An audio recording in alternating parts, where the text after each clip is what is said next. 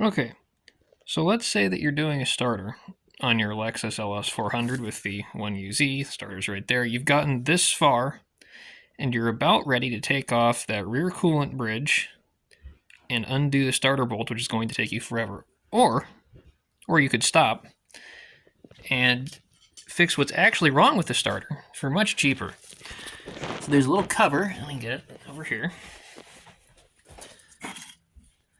This is on the back of the starter. This is the solenoid cover, and the solenoid is what's actually wrong with your starter, considering that what it was probably doing was occasionally going slow, and then one day it just went clunk, clunk, and it wouldn't spin. The solenoid would fire, but it wouldn't spin. That's because your plunger, the thing that is actuated inside the solenoid, and the contacts in the starter are all oxidized from God knows how many hundreds of thousands of miles. So what you can do is you can take the plunger out. It just comes right out when you take that back cover off with 3 little 8mm bolts. Stick it in your drill, and then you can clean it up. Look how, it's not flat. Focus. Focus. Come on.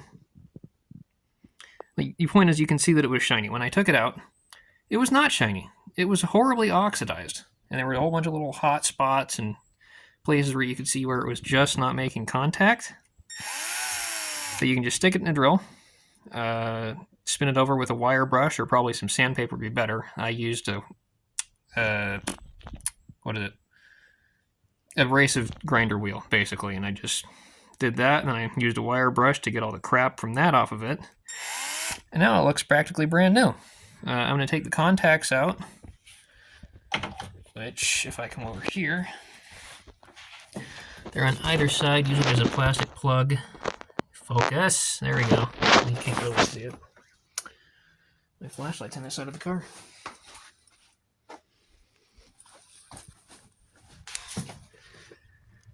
Okay. You can see that I've already got the nut off. Right there. And I've taken the cable off. And there's another nut below that. That is what actually holds the contact into the starter body itself.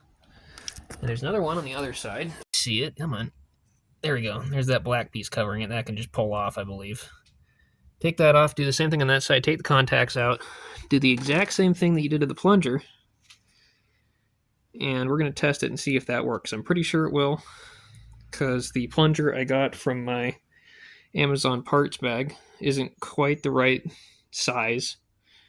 It's a little bit longer on the stick end and a little bit shorter on the far end. And I don't want to put that in if it's not the right size, because then it's probably not going to work.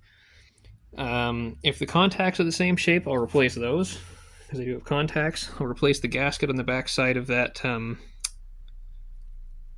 that cover, if it fits. And then we're going to put this back together and see if it'll crank.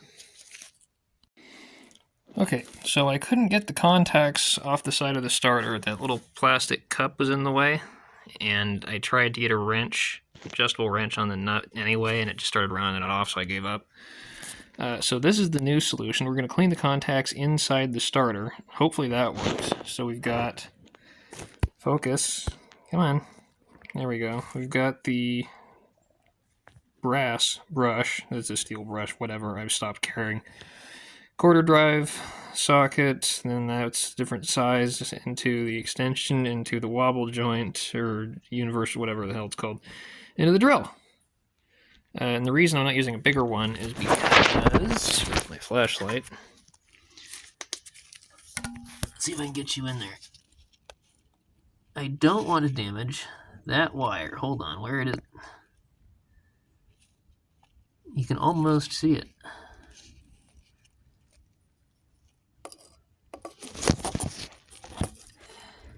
There we go. Focus. Come on. Come on. That wire right at the bottom there. I don't want to hurt that. So I'm going to try that. And we'll come back and we'll see if it worked. And then if it did, we'll put the starter back together and we'll see if the whole thing works. Okay. So it's kind of tough to see. Let's see if I can jam the phone in there.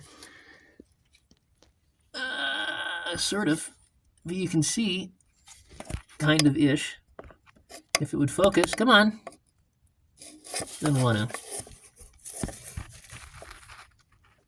There we go. Those are a lot cleaner now. They look like they'll actually conduct electricity. So that worked a treat. I'm pretty happy with that.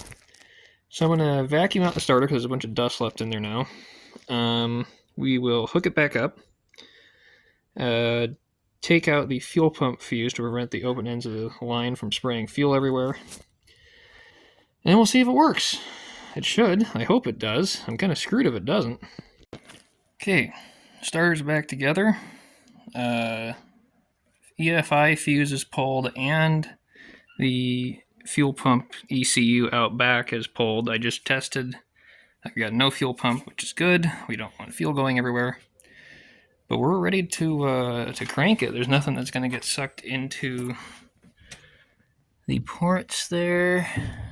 No, there's not. Okay, let's try it out. Moment of truth. Eventually. I can wiggle my arm in there. Come on, you old bastard. Yes!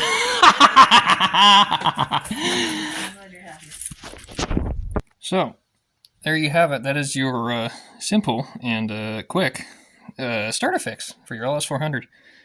I spent money on parts I didn't use. I didn't use any of the Amazon contact kit. Even the gasket was wrong, so I just stuck it back on without a gasket because whatever.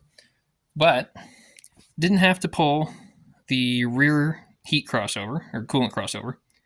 Didn't have to pull the starter. Didn't have to pull the terminals on the starter. And as you heard, it works just fine. So I am real happy with that. That took me probably 10 hours less time than it would have taken if I'd tried to remove the starter. I work slow, but still. I don't have to wait for gaskets for the heat pipe. I already had the intake gaskets, so whatever. I probably should do the front coolant crossover because that's leaking, but I don't care at this point. I want to drive this to work because driving, you can't see it, the Wagoneer to work, bad for the ears. It makes a lot of noise at 60, so this is great. And there you go.